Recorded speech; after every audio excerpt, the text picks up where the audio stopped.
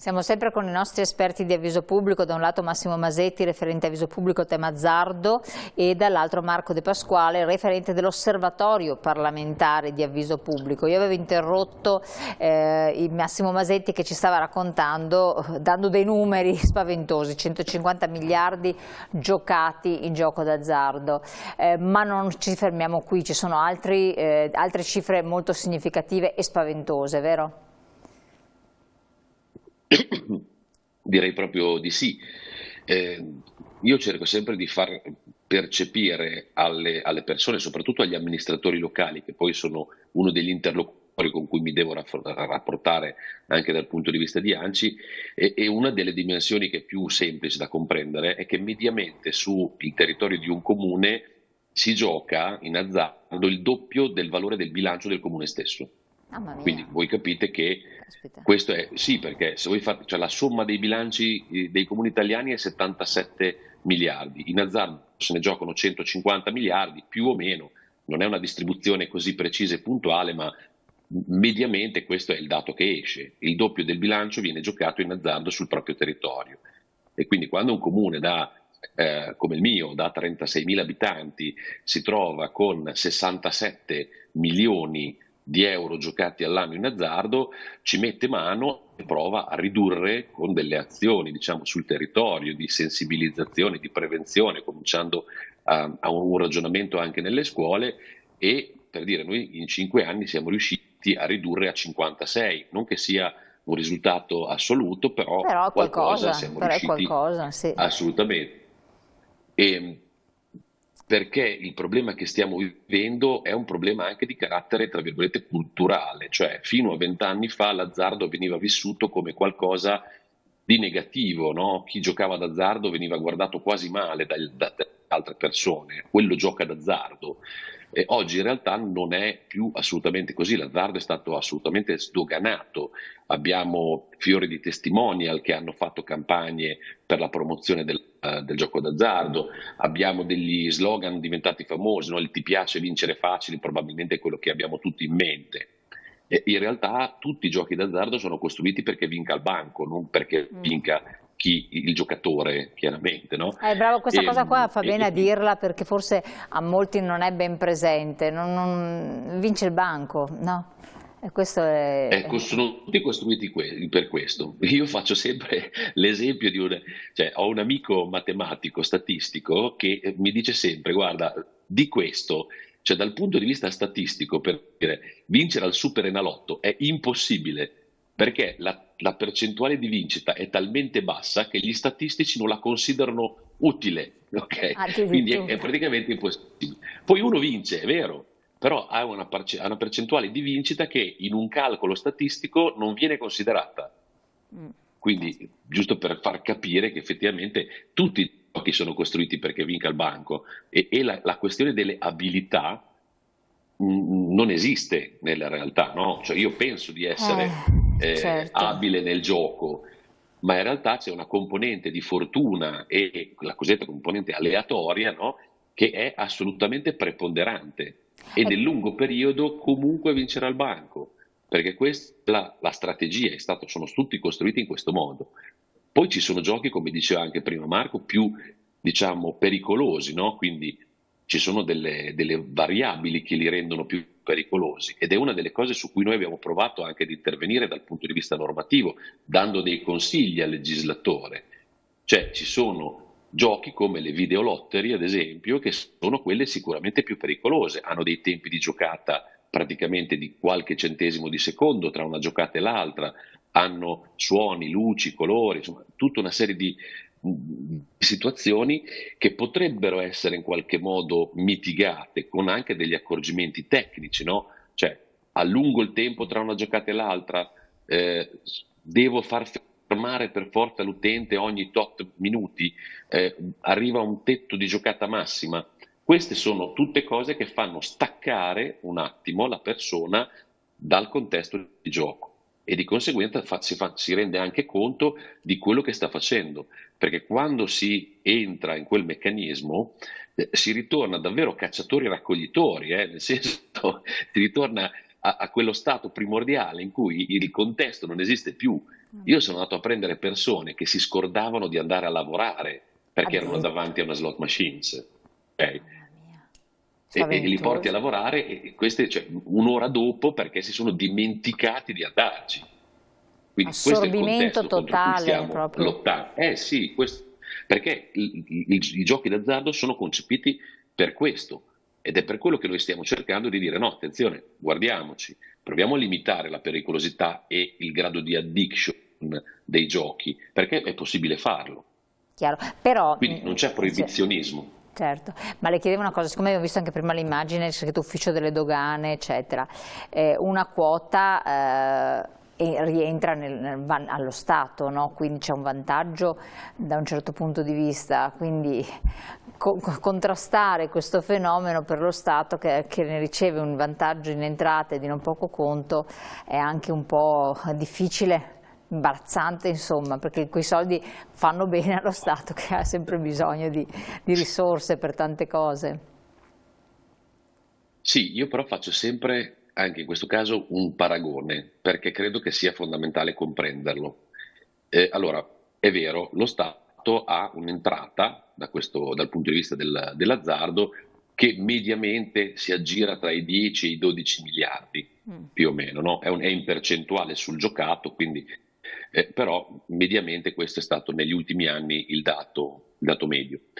Quindi tenete presente 150 miliardi giocati, 12 miliardi introito per lo Stato.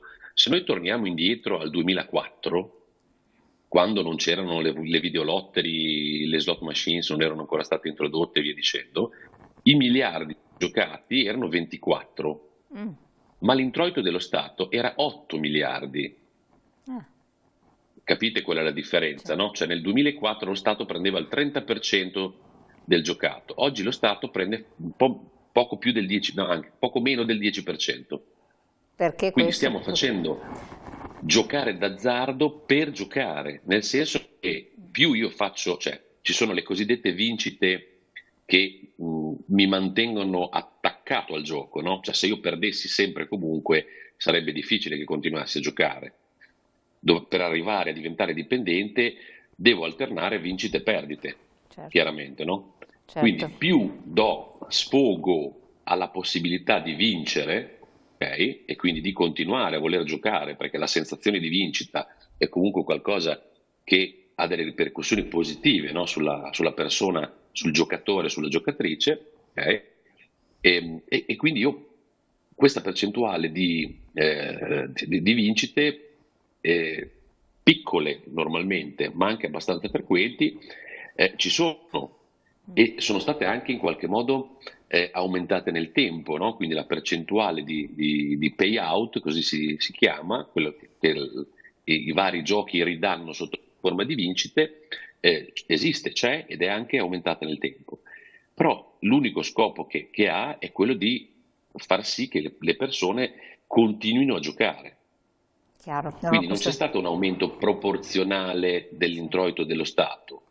Però oggi, che siamo in una fase molto delicata, perché lo Stato italiano sta rivedendo tutta la normativa rispetto al tema del gioco d'azzardo, oggi quello che viene detto dal Ministero dell'Economia e delle Finanze è un'unica cosa, cioè partiamo dall'invarianza del gettito erariale sull'azzardo, cioè non un euro di meno Ah. per i bilanci dello Stato.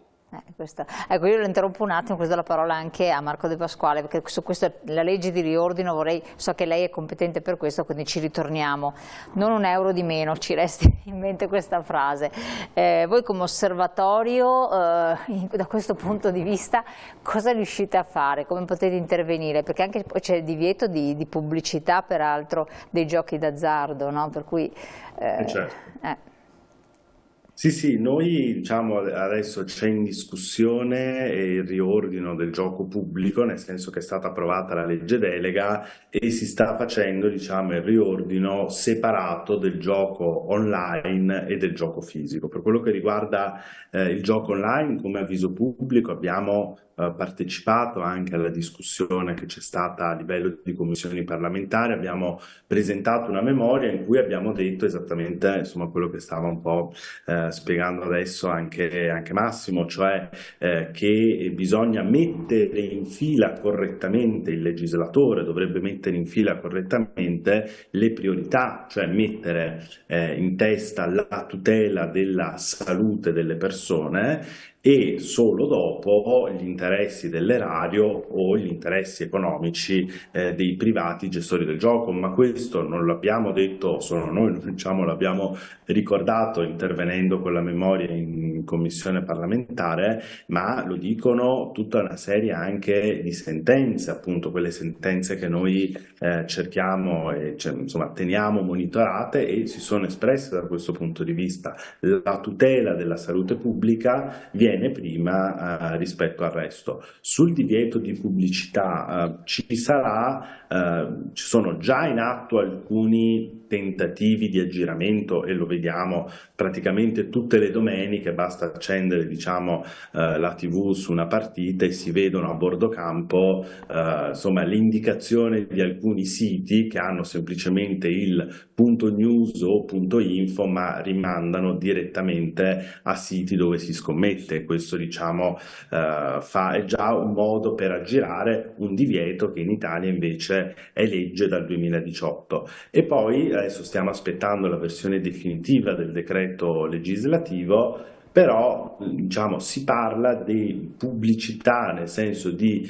comunicazione del gioco responsabile con il logo del concessionario del gioco, e quindi sarà un altro veicolo questo che potrebbe portare a superare o ad aggirare questo divieto. Ci sono interessi economici forti, ci sono interessi economici rilevanti rispetto a questo. Noi cerchiamo di tenere monitorato, vedremo ovviamente quale sarà il testo definitivo, però questa è una delle ipotesi che si stanno studiando. Ecco. Certo.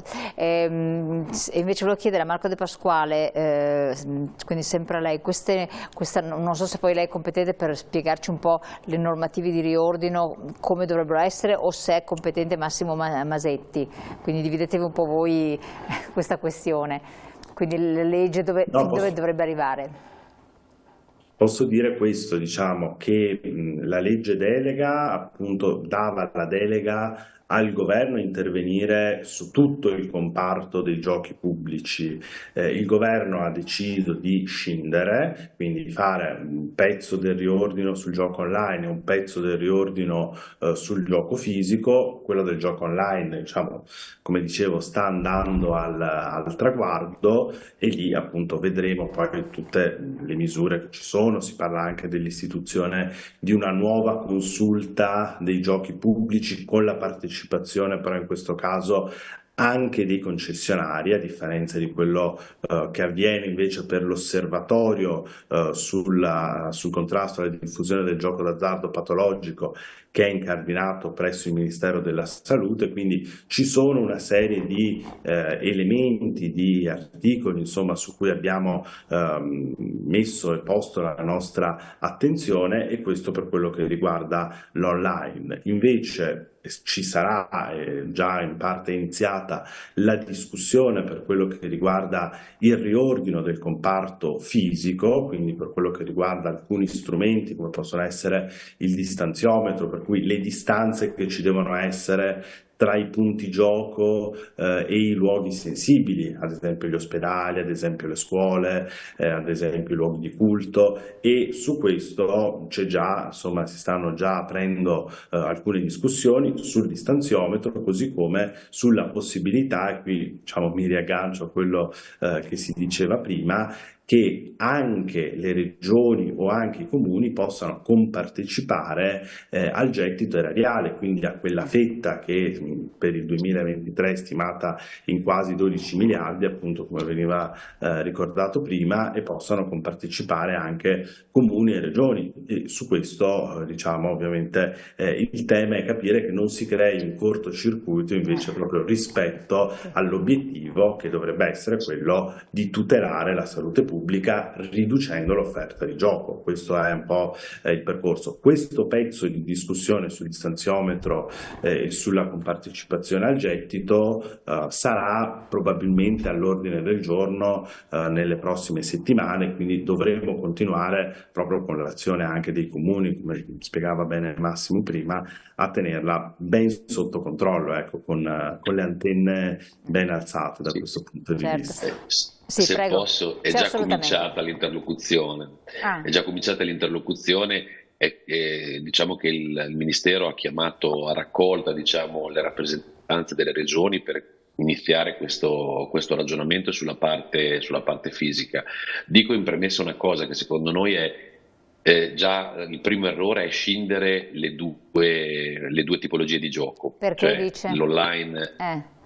Perché oggi abbiamo ormai, è conclamata, insomma tutti gli esperti ce lo dicono, abbiamo quella che viene definita la figura del super giocatore, cioè quello che gioca online, offline, in modo assolutamente senza soluzione di continuità. Se sono un giocatore patologico, quando posso mi piace, vado a giocare fisicamente nel luogo, quando non posso gioco online. Quindi scindere la normativa e costruire due percorsi differenti in realtà dal nostro punto di vista fa un'unica questione, cioè genera un'unica questione, il fatto che sul gioco online ad esempio si vada oltre il tema della territorialità, no? E quindi io gioco ovunque perché col mio smartphone posso essere dappertutto e quindi non ho una riconducibilità fisica a un luogo e quindi ad esempio l'interlocuzione con la conferenza unificata Stato-Regioni non si deve più fare perché è una questione dello Stato e non dei territori. Certo. E quindi questo è un passaggio in meno di interlocuzione, diciamo, tra gli enti locali e lo Stato su questo tema. Questo secondo noi è assolutamente un errore e quindi parto da quello. Sul tema del gioco fisico, Marco ha citato secondo me due macro questioni. La prima è quella della partecipazione degli enti locali. Cioè, ne parlavamo pochi istanti fa, no? Del cortocircuito per cui lo Stato non riesce ad intervenire in termini di riduzione dell'offerta di gioco d'azzardo perché una quota parte del bilancio dello Stato è finanziato dagli introiti dell'azzardo stesso. Se noi andiamo a riprodurre lo stesso meccanismo sugli enti locali, sulle regioni, sulle province, sui comuni, voi capite che si ricrea lo stesso circolo perverso dei bilanci, perché se io alla fine voglio chiudere il bilancio della regione e ho quel capitolo che è un introito da gioco d'azzardo, se non ho quello devo trovare altri fondi, no? Quindi si ricrea una situazione di dipendenza dei bilanci degli enti pubblici dal gioco d'azzardo e questo è assolutamente, diciamo, sbagliato. E l'altro macro tema è quello delle leggi regionali. Ormai quasi tutte le regioni italiane hanno diciamo, approvato delle leggi sul tema dell'azzardo, alcune sono più avanzate, sicuramente più diciamo, restrittive rispetto all'offerta di azzardo sui territori. Il rischio che corriamo oggi è che si vada a fare un'unica normativa nazionale che superi quindi tutte le norme regionali, anche quelle che di fatto hanno delle restrizioni più forti. Faccio l'esempio che conosco molto bene, che è quello della regione Emilia-Romagna, che ha introdotto la distanza dai luoghi sensibili per le sale giochi, sale scommesse, slot machines e via dicendo, che devono stare a non meno di 500 metri da un luogo sensibile. E la norma è retroattiva, nel senso che in Emilia-Romagna sono state chiuse le scuole, cioè le sale slot e le sale scommesse che sono a meno da 500 metri dai luoghi sensibili e sono state delocalizzate in altri luoghi più distanti. Se domani si approva una normativa regionale che invece di 500 metri dice 150 metri, dico un numero a caso più o meno, ma non potrebbe non essere distante dal vero, si rimette in discussione tutto. Il lavoro fatto da enti locali negli ultimi 5 anni, 6 anni, 7 anni viene buttato via totalmente. Quindi la nostra richiesta è semplicemente stata quella di sì, facciamo un riordino nazionale da questo punto di vista, mettiamo una normativa di minima. Per chi ha normative più restrittive, manteniamoli vigenti. Certo, sì. È semplicissimo.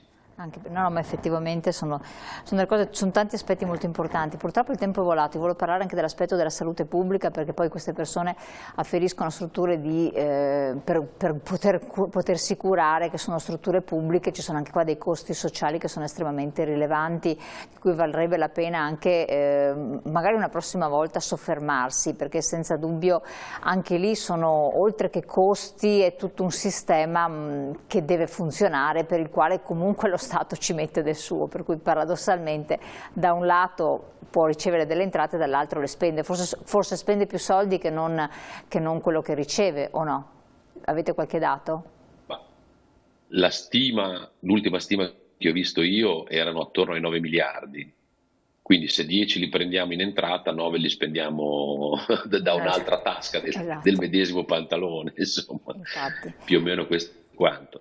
E senza contare a quello che invece è un tema che è carissimo ad Avviso Pubblico, di cui oggi non siamo riusciti ad entrare particolarmente nel merito, che è tutto il tema dell'infiltrazione mafiosa in questo ambito, che è ben presente. Cioè, la Commissione Nazionale Antimafia ci dice che l'azzardo è uno di quei comparti in cui molto spesso e volentieri le associazioni mafiosi riciclano denaro. Assolutamente, no, ma magari perché è facile infiltrare. Infatti dedicheremo magari un capitolo anche a questi aspetti qua, perché sono tutti molto importanti, fanno capire anche la diramazione del problema e la gravità anche di questa, che è una piaga, appunto dicevamo, di carattere sociale, che grava su tantissime famiglie, su tante persone giovani e persone anziane, quindi è veramente trasversale, e lavoratori, come ci dicevate voi. Io vi ringrazio, vi auguro buon lavoro, perché so che siete estremamente impegnati, quindi grazie a Massimo Masetti, referente di Avviso Pubblico sul tema azzardo, e grazie a Marco De Pasquale, referente dell'Osservatorio parlamentare di Avviso Pubblico. Grazie. Ci riaggiorneremo, grazie a voi telespettatori di averci seguito, naturalmente scriveteci se avete dei altri temi che possono interessarvi, buon proseguimento naturalmente, perché dopo la pubblicità noi ci rivedremo per un'altra parte delle nostre interviste. Ai nostri ospiti grazie ancora e a presto.